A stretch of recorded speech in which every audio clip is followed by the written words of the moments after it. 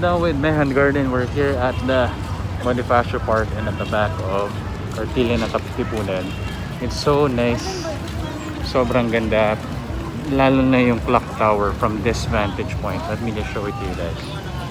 Nakita nyo. That's actually the clock tower of the City Hall of Manila. Plus at the same time, the Christmas tree. It's really Christmas, guys. Happy Yuletide season. Despite of the pandemic, we can still enjoy Christmas with, of course, you know, being safe and of course not getting infected by the coronavirus. So there you go, guys.